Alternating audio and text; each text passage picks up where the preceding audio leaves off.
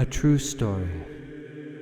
Long ago, a great king sent out emissaries throughout the civilized world to discover what religion would be best for his kingdom. Upon their return from Constantinople, his emissaries said, "And we went into the Greek lands, and we were led into a place where they serve their God. And we did not know where we were, on heaven or on earth, and do not know how to tell about this. All we know is that God lives there with people, and that their service is better than in any other country." Εξομολογήστε το Κύριο ότι αγαθός αλληλούια, ότι στον αιώνα το έλεος αυτού αλληλούια. Εξομολογήστε το Θεό, τον Θεόν αλληλούια, ότι στον αιώνα. Byzantium. While European culture was in its inception, the seat of Rome had been moved to the east, to a city once known as Byzantium. Renamed Constantinople in 330 AD after the great emperor and founder Constantine I. Born out of the classical age, it would reign for over 1,000 years, a golden age which witnessed the flourishing of politics, science, and the arts. Byzantium also produced the musical culture which would form the basis for all European classical music and its modern popular successors. Byzantine music has survived into the present age and is in fact the oldest extant musical system on earth. This documentary will take a closer look at Byzantine music, its history, its special characteristics, and its continued use today. We will journey to ancient monasteries and thriving cities to speak with living practitioners of this ancient tradition.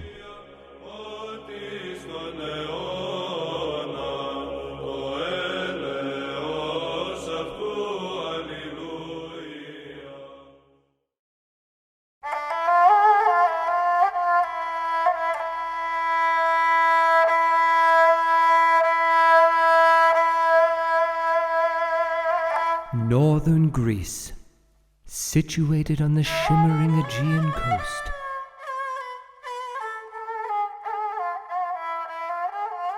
Home to what was the second most important city in the Byzantine Empire, and now the second largest city in Greece, Thessaloniki.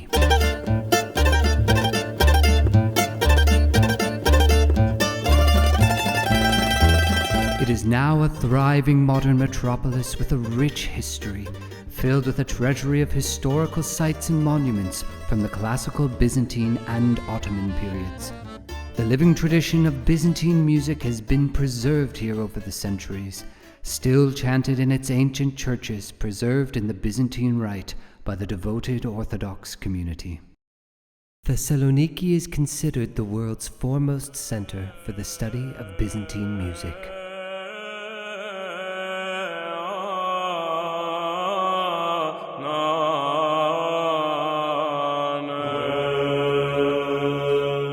Leading figure in the field is Professor Dimitris Manousis.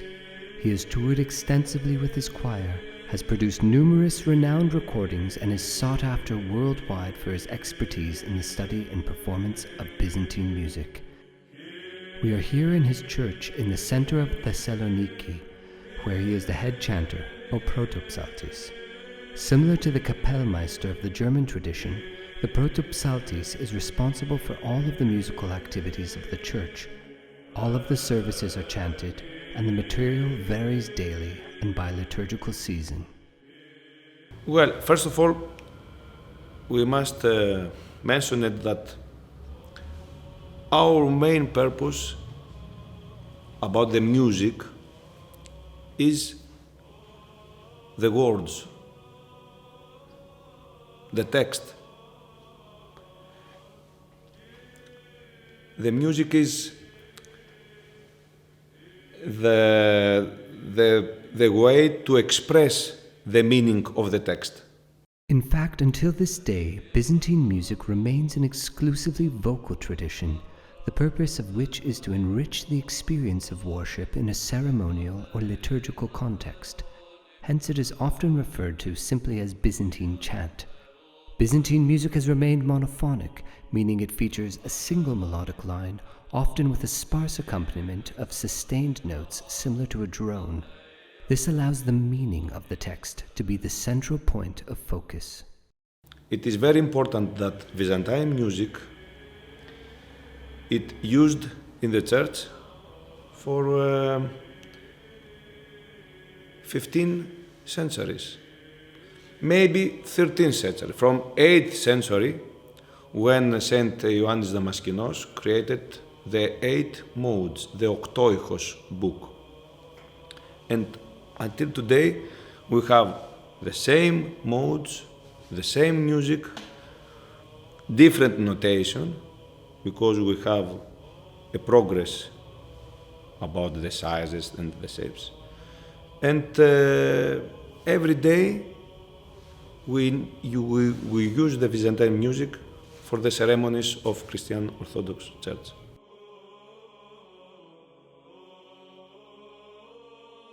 The term Byzantine music refers to the music from the founding of Constantinople in 330 AD to the present day. However, it did not emerge out of a cultural vacuum, rather it is a continuation and further development of the music of ancient Greece, which is presumed to have been lost in the annals of history. Scholarly attempts to reconstruct this music have mostly failed to consult the living tradition which is its legacy. Entering an Orthodox service today, one experiences a direct continuation of the music of the ancient classical world. We say the word Byzantio.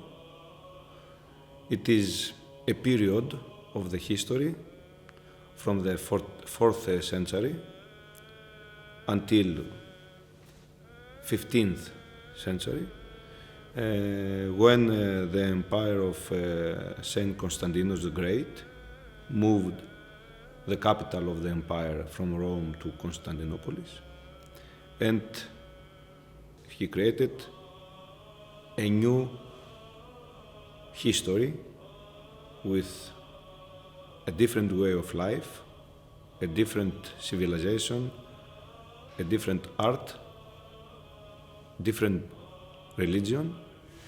The Byzantine music was the music of the empire. We have some rules, some principles from the ancient Greek music and from the music of Jewish Israel, like the hymnography, the poets of the Christian hymnography, they used some rules from the philosophy, from the ancient philosophy.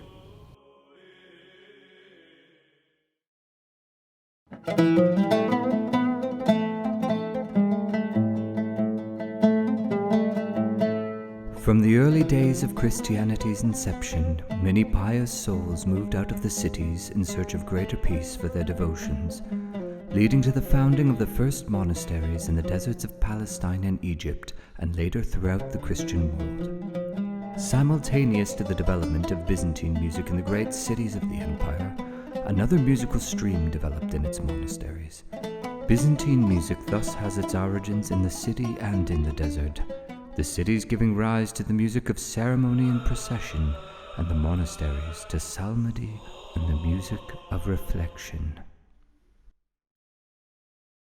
Journeying southwest of Thessaloniki, we approach one of the wonders of the world, the place between heaven and earth, Meteora.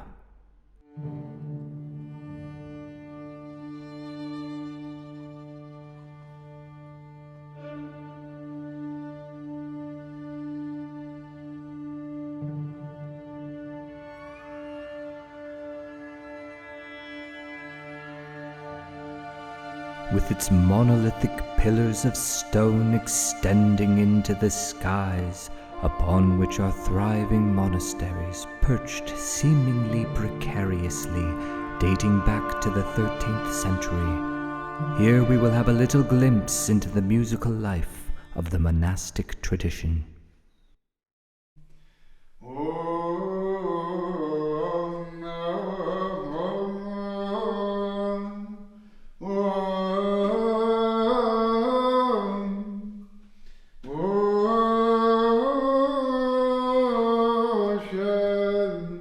A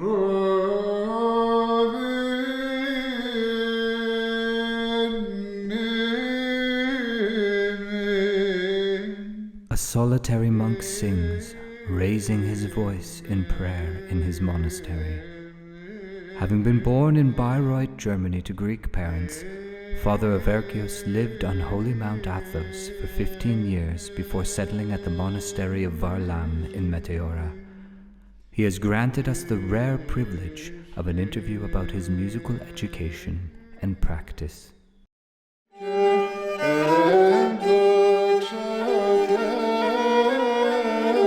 Father Averkios is also a highly accomplished player of the Pontic lyre, which he uses as a helpful supplement in exploring the Byzantine modes. Although a variety of instruments were used throughout the Byzantine Empire in a secular folk context, the music of the church is exclusively vocal. The use of instruments in services is strictly prohibited. Das habe ich alleine gelernt und damals gab es auch fast keine Videos, selten. Und nur Kassetten mit einem simplen Kassettenrekorder und nichts mehr. Dann habe ich langsam auch die byzantinische Musik gelernt und dann strebte ich mich an, das Instrument zu finden, wie diese Klimaken und all das war, um das auch besser zu verstehen.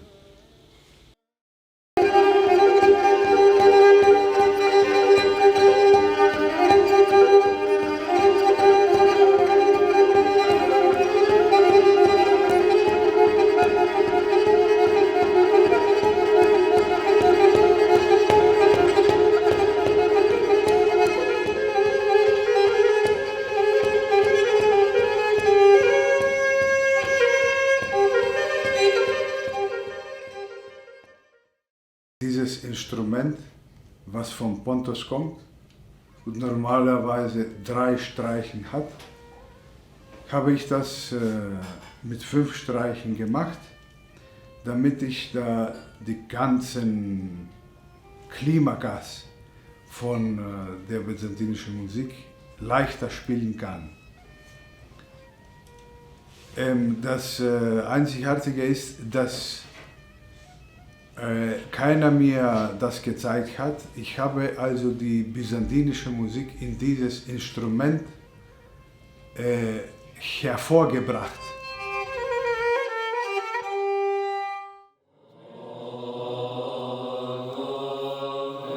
During our visit to Meteora, we also had the opportunity to speak with Spiros Spiridonias, the protopsaltis of the great Meteora monastery, and head of the choir Meteoritico Psaltiri.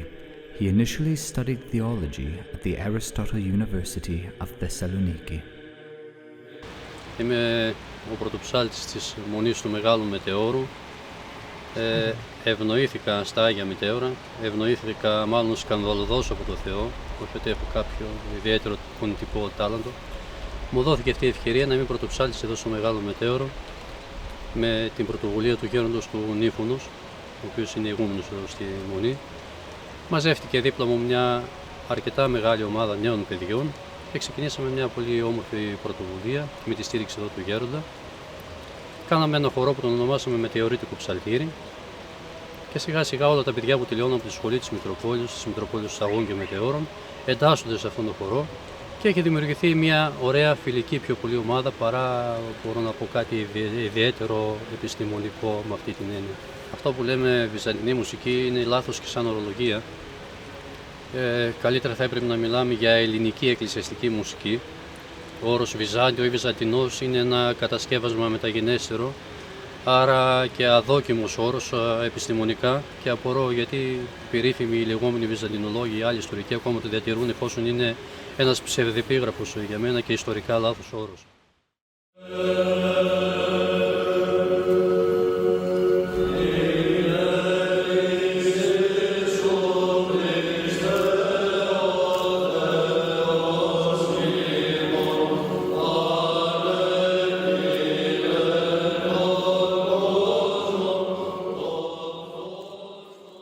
μετέωρο και Άγιον Όρος είχαν ένα πολύ άρρηκτο δεσμό και ήταν στενά συνδεδεμένα. Άρα μιλάμε για το λεγόμενο γεωρίτικο ύφος στην ουσία. Εντάξει, με ίσως κάποια μικρή τοπική παραλλαγή, αλλά μιλάμε για γεωρίτικο ύφος. Για μετέωρο ακολουθούσαν αυτό το ύφος. Die traditionellste Art ist in den Klöstern.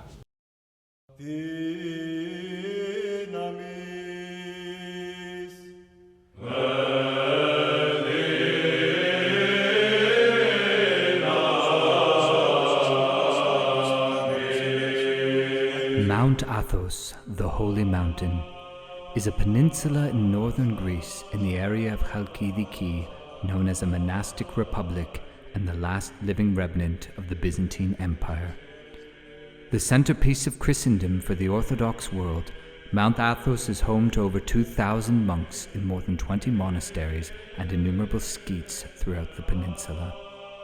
The Athonite tradition is a living reservoir, preserving the customs and practices of ancient Christianity from its earliest days, and continues to guard innumerable manuscripts, priceless icons, relics, and other precious treasures.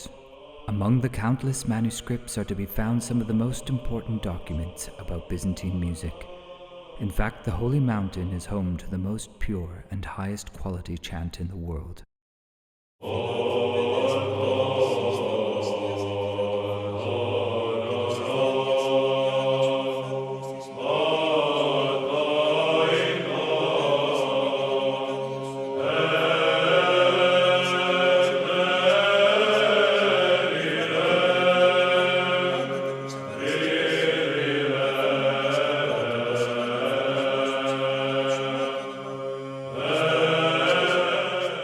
There is a strong connection of mutual influence between the monasteries of Mount Athos and the leading protopsaltes in the cities. The Mitris Manousis, for example, has trained the choir of the monastery of Simonopetra, considered to have some of the finest chant on the Holy Mountain. Each year, Mount Athos attracts thousands of pilgrims from all over the world to retreat from the bustle of ordinary life and experience a taste of the Athonite tradition.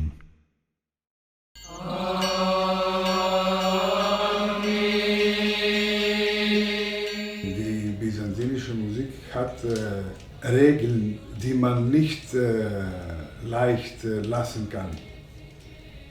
Und früher war es auch sehr streng. Man konnte nicht, was man möchte, schreiben. Es musste von den Regeln auskommen und die Regeln waren sehr streng. Es gab viele Töne von den Altgriechen und der heilige Johannes hatte nur 8 Töne für die Kirche gehalten, weil sie die bestimmende Töne sind, um zu beten. Sie helfen, die Gläubigen zu beten. In Western music, temperament, or the intervals or distances between notes, has become more or less standardized into 2 intervals, a half tone and a whole tone. In Byzantine music, however, many more intervals can be heard, varying according to the different modes, as is frequently the case in Eastern music. There are 8 modes in Byzantine music, also called tones, coming from the Greek word ichos, and thus known as the ochto ichos, or 8 modes. These 8 modes were directly inherited from the musical system of the ancient Greeks. A mode is not simply a scale that must be learnt. Rather, each mode creates a distinctive musical atmosphere with different intervallic relationships and characteristic melodic phrases and cadences. The different modes accompany the faithful through different liturgical seasons, types of worship and feasts. It is also possible to modulate between modes in a single composition to create certain effects, often to better fit with the text. Η βυζαντινή μουσική, η λεγόμενη βυζαντινή μουσική, η ελληνική εκκλησιαστική μουσική, όπως εμένα μου αρέσει να λέω, είναι η μοναδική μουσική στον κόσμο με σημειογραφία κυρίως 10 αιώνων.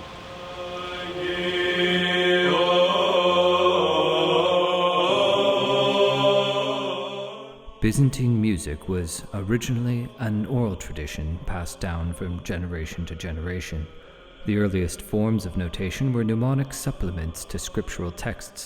indicating certain movements of the voice, but required substantial experience and expertise in order to interpret.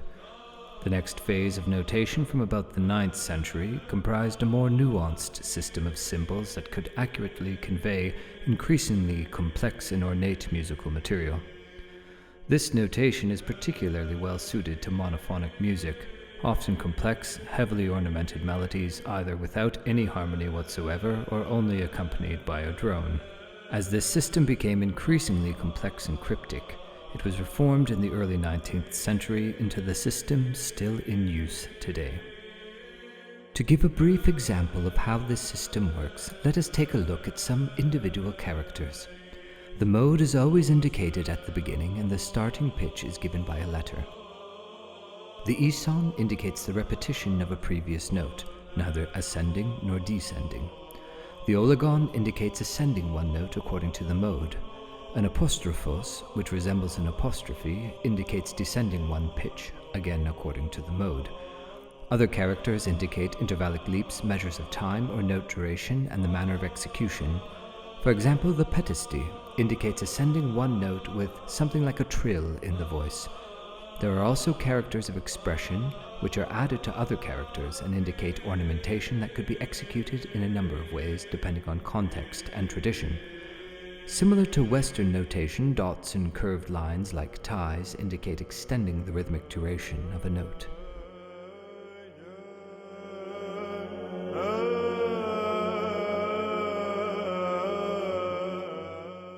One of the fascinating things about Byzantine music is that it has a lineage of prolific composers, almost entirely unknown in the West. Indeed, the so-called oktoikos, the system of 8 modes, inherited by the later tradition of Ambrosian and Gregorian chant, and thus all subsequent European music, was solidified and formalized by the great poet and composer Saint John of Damascus. Here we can see the two most famous poets of the Byzantine hymnography, the Saint Ioannis from Damascus and the Saint Cosmas, the poet, the bishop of Mayuma. They lived together in the Saint Sava monastery of Palestine. And we have many chants from their work, and we have all the ceremonies, all the big events, we have their chants. The monastery of Saint Savas in the Palestinian desert, where Saint John of Damascus and Saint Cosmas lived and worked, was also home to the great poet and hymnographer Saint Romanos the Melodist. Saint Romanos the Melodist is famous for pioneering the kontakion, one of the most important forms in Byzantine music. He composed some of the most famous hymns still used throughout the liturgical year. Like Saint John of Damascus, Saint Romanos hails from what would be present-day Syria, along with one of the other great poets of the tradition, Saint Ephrem the Syrian, known as the harp of the spirit due to the sublime beauty of his sacred verses. Of course, there is a long lineage of great composers. First of all, and the most famous, Saint John of Kukuzelis, was the teacher of the palace in Byzantine, in Constantinople, and after that he lived as a monk in Mount Athos. John Kladas, 14th century, Georgios Kontopetris, Manuel Chrysafis, the last chanter of Saint Sophia. It is incredible how little attention these great poets and hymnographers have received in the West. Only very recently have scholars begun to make them the subject of research. To give an idea of the importance of these poets who are venerated as saints, 9/10 of the service book of the Orthodox Church is comprised of poetry, a poetry which is largely unknown in the West and most of which remains untranslated to this day.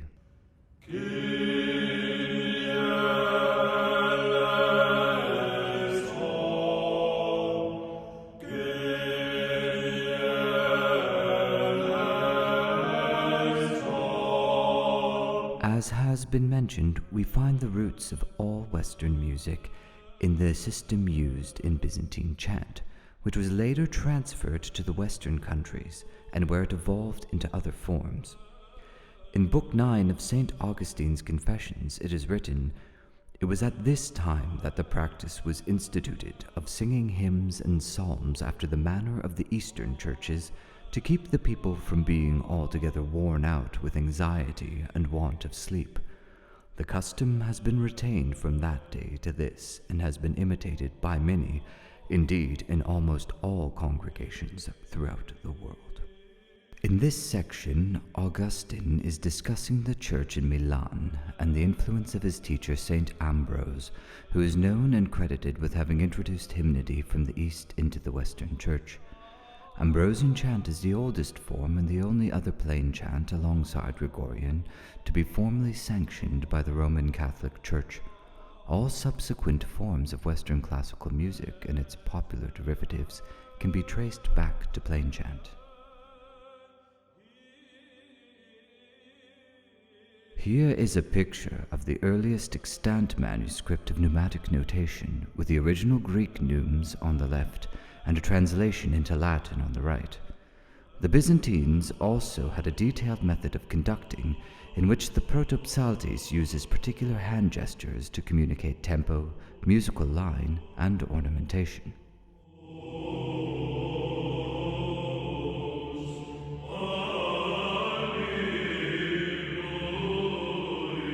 In addition to leading and training the choir and chanting at a high level of accomplishment, one of the main challenges of the professional protopsaltes is to gain a thorough knowledge of the vast material of liturgical music spread out in innumerable volumes, each with its own special purpose and style of execution.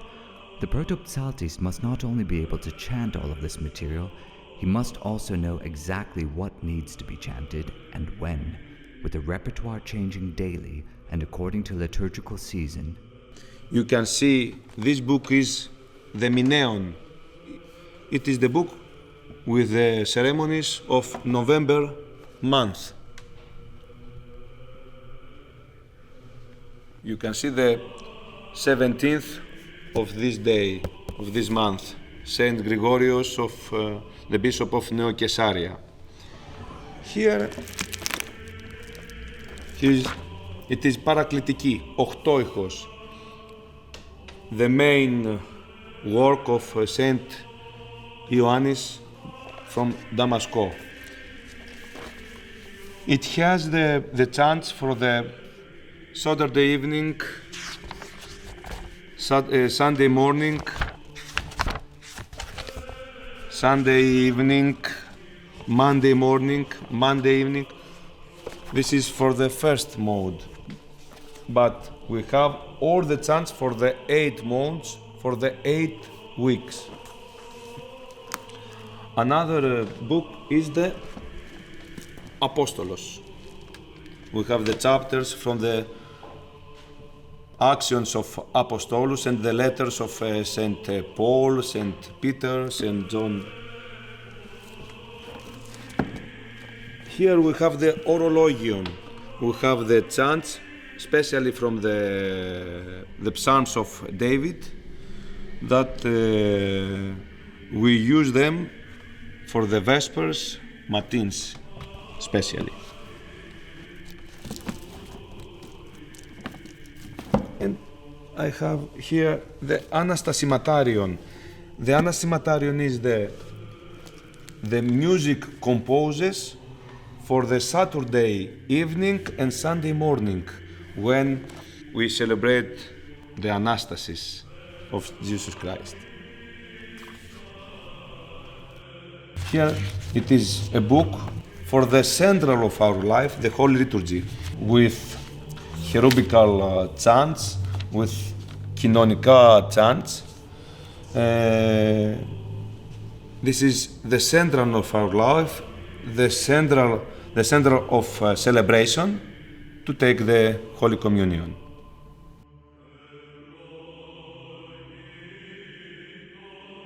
Whether we call it Byzantine music or Hellenic ecclesiastical music, In addition to being the source of subsequent European music, it is also shared globally over vast geographical regions, in the churches of the Middle East and Africa, the Coptics, Russia, the Balkans, the Antiochians, not to mention the churches of the Greek and Russian diaspora worldwide, uniting all of these diverse nations in worship.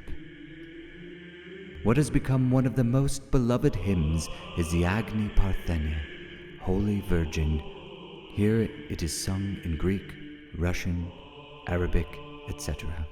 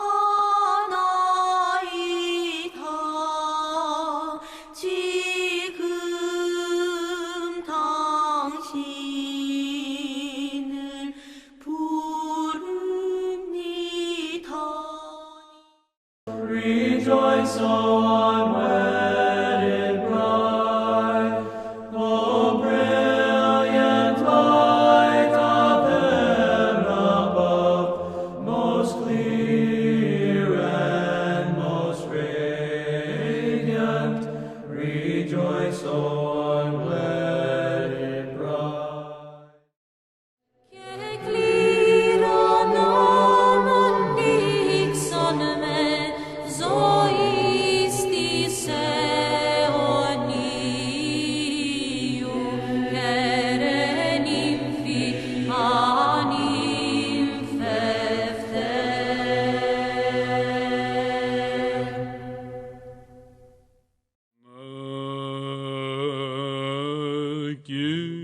This documentary has only provided a brief glimpse into the history and characteristics of Byzantine music, with over 1,000 years of continuous tradition and practice.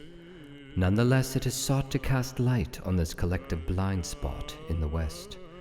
Through what is called Byzantine music, the faithful have been elevated beyond the monotony of material existence, transported into a state of spiritual ecstasy, into greater communion with each other and the divine, to experience a taste of paradise on earth.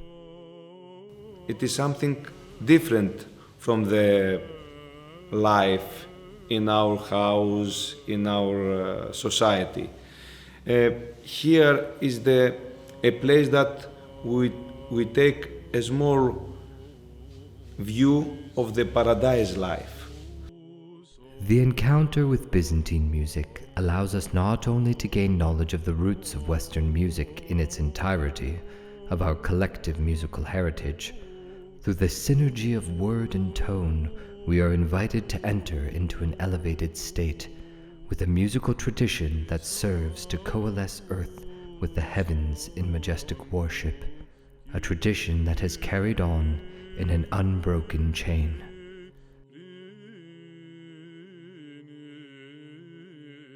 To echo the words of the Psalms, I will sing to the Lord all my life. I will chant unto my God for as long as I have my being.